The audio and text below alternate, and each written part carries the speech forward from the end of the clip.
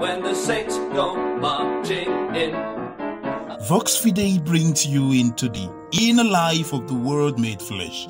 Father Chris guides us in the lives of the saints in Saintly series. Welcome in Saintly series.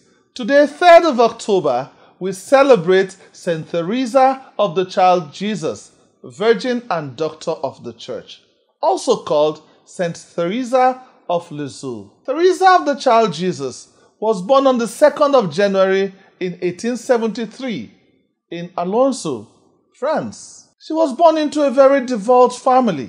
Theresa has been described as one of the best loved saints in modern times.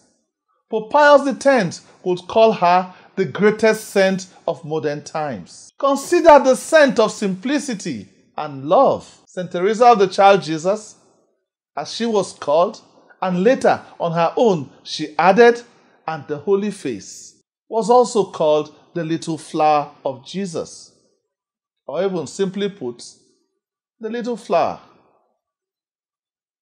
The little here was not in line with size or childishness, but a way of checkmating pride. That was it for her.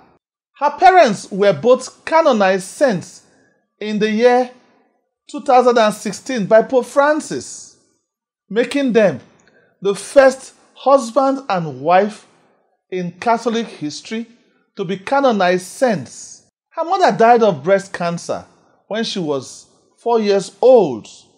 So, her father and her older sister took to raising her. Christmas Day of 1886 was of remarkable encounter for Theresa as she experienced an intimate union with God. This was the spark of conversion for her.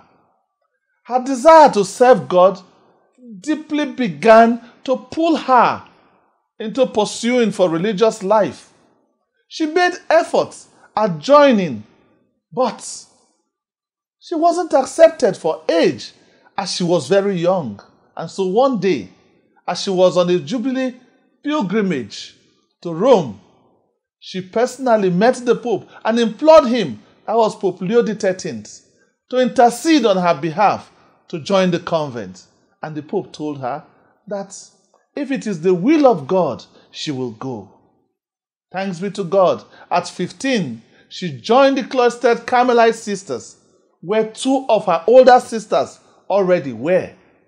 And much later, again, the remaining 2 of her sisters joined the order after her, making them 5 nuns from one family, all of them. And there, she took the name Sister Theresa of the Child Jesus. This was precisely on the 9th of April, 1888. Many saints are acclaimed saints because of the great things they have done. But for Theresa of the Child Jesus, she was concerned with doing the least of things to the praise of God. She would hold to simplicity in all things, including her spiritual life. She was committed to the fact that everyone is called to holiness. Therefore, she too, a little soul, as she referred to herself, must be fired in little things in order to attain holiness. While in the convent, she dedicated herself to living a life of holiness, and she carried out every task with deep love and childlike trust in God. Theresa was very charitable to everyone, and this she called little sacrifices. The works of Carmelite mystics like St. John of the Cross, like St. Teresa of Avila, and books like The Imitation of Christ by Thomas à Kempis were strong sources of inspiration for Theresa, always asking God to consume her entirely that she may become a matter of His love.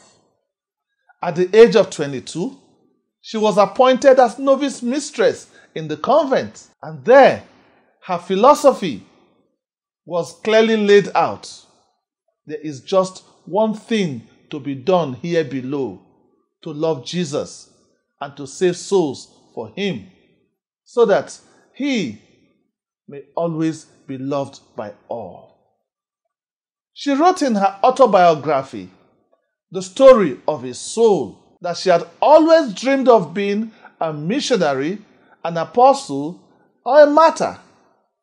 But she said, yet I find myself in this cluster in France.